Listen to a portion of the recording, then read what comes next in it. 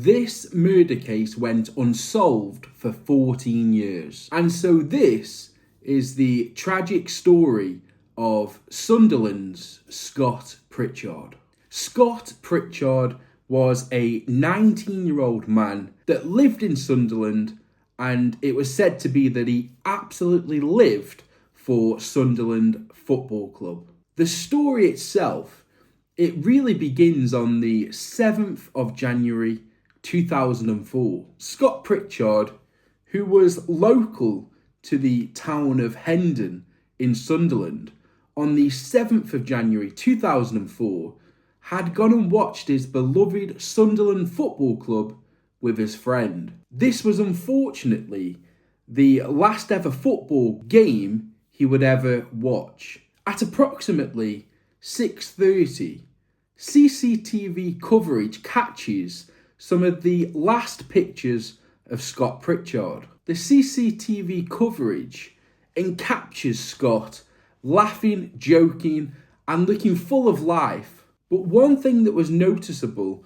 on the CCTV coverage was that Scott was very vulnerable at the time. He is seen pictured with crutches under both arms. And again, the reason for this is that Scott, unfortunately, suffered an injury whilst playing football. It's now around 10:20 on the 7th of January 2004. And this is where we bring in two further characters, one of which will be the murderer, and one of which was a driver that's still a mystery to this day and was a bystander to the murder of Scott Pritchard. At approximately 22 minutes past 10, Karen Tunmore, an apparent associate of Scott, makes her way into Hendon, Sunderland, to collect a debt. The mode of transport she takes to Sunderland is a vehicle.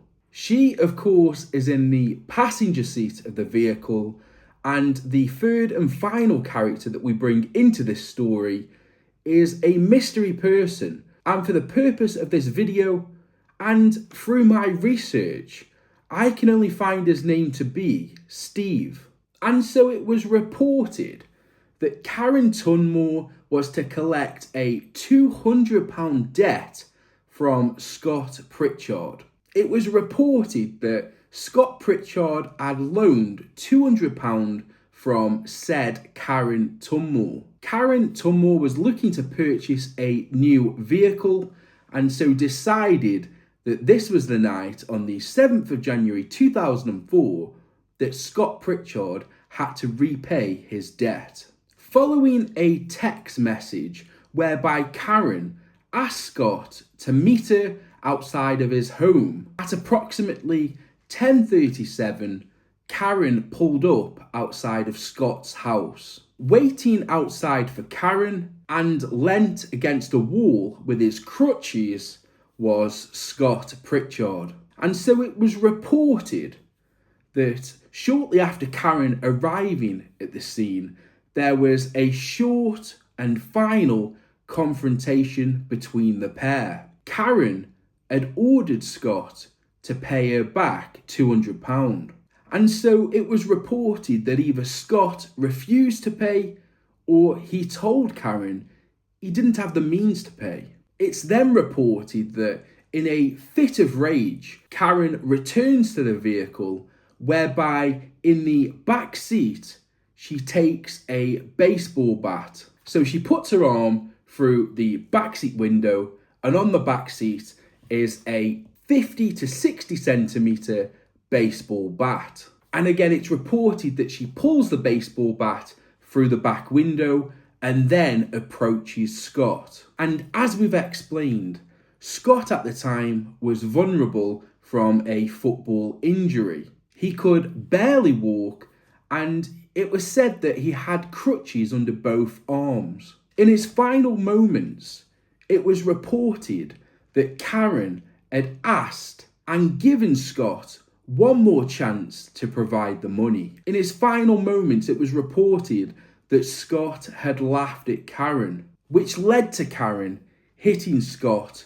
15 times in the head with the baseball bat. It was also reported that Scott, whilst under attack from Karen, was defenceless. Despite sliding down the wall and sitting flat against the wall, Karen continued to hit Scott with the baseball bat. Only by the mystery driver, Steve, telling Karen to stop, made her break away from the attack, return to the vehicle, of which they then fled the scene. Scott was to be found just an hour and 20 minutes later outside of his home. Scott had suffered significant injuries from Karen involving the baseball bat. On the 8th of November 2004, a murder investigation was underway. Unfortunately, due to the seriousness of the attack and the injuries suffered, Scott Pritchard unfortunately died. While the police in Sunderland were quick to get the investigation underway, and they quickly gathered 1,050 statements. It was also said to be that they collected 3,000 different pieces of evidence. In the busy streets of Sunderland, the police expected that they'd quickly find Scott's murderer. However, they found with every statement and every piece of evidence that they collected, it led them down a path to either nowhere or to a totally different person that could have been involved each time. The investigation, while it carried on for almost a year, until it took a dramatic turn in November 2005. In November 2005, Scott Pritchard's father was arrested and charged for the murder. The police found evidence to suggest that Scott and his father had strained relationships. And on the night of the murder, the 7th of January 2004, one of the last communications between Scott and his father had taken place. And this was via a mobile phone call, of which it was reported that Scott's father had put the phone down in a fit of rage. The police, while through investigation and evidence that they had attained, led them nowhere but to charge the father, suggesting that through strained relationships, the father had killed Scott. So Scott's father, nicknamed Fred, spent 16 weeks on remand in prison. After 16 weeks, he attended court and they found that there was insufficient evidence to prosecute Fred of Scott's killing.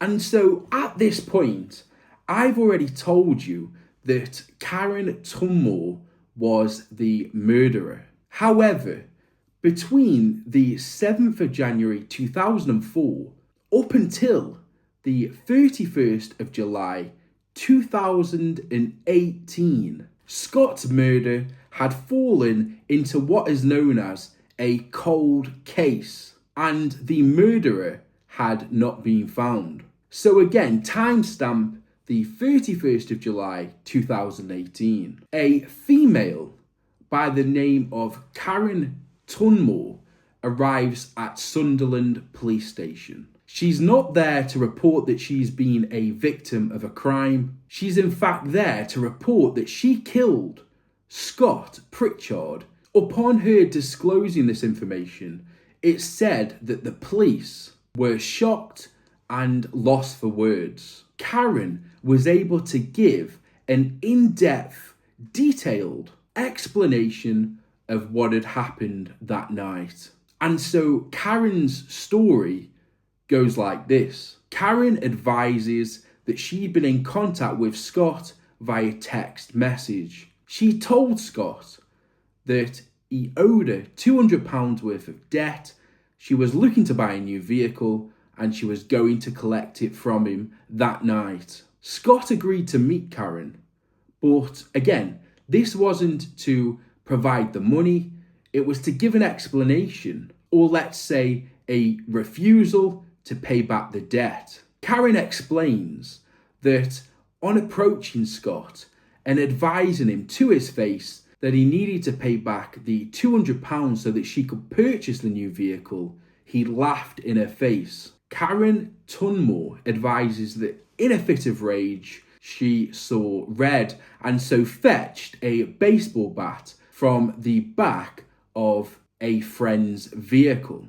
Karen Tunmore gives a detailed explanation on how she horrifically lands blow after blow to Scott's head. Karen tells the police that at the time, Scott was defenseless. He was using crutches and he couldn't walk. Karen tells police that if it wasn't for her mystery friend, Steve, telling her to stop the attack, then because she had saw red, she feels that the attack would have kept going. Karen advises that she flees the scene with the baseball bat in her friend's vehicle. She advises that approximately 25 minutes after leaving the scene of the crime, her friend drives her to the River Tyne, whereby she disposes of the murder weapon, which we know to be the baseball bat.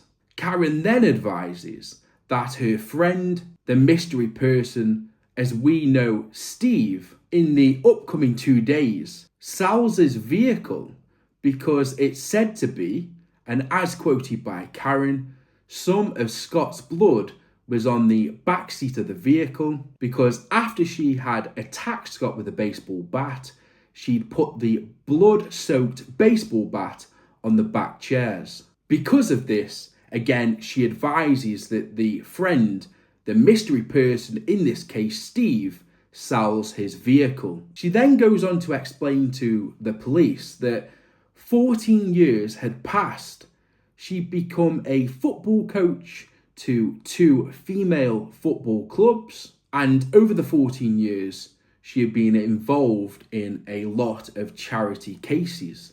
But she said despite the great things that were going on in her life, she thought about Scott every single day. What she said next to the police was the unthinkable.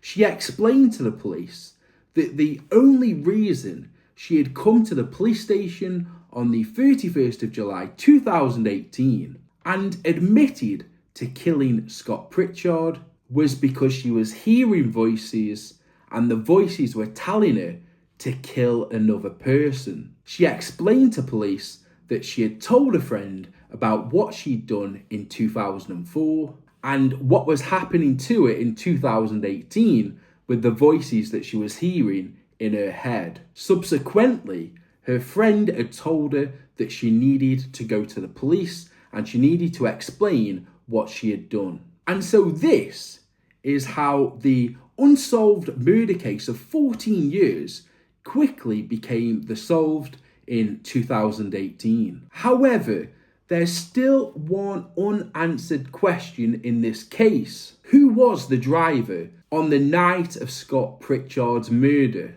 Karen, through investigation, referred to this person as a friend called Steve. But she would give no further information on this person other than his nickname, which she knew as Steve.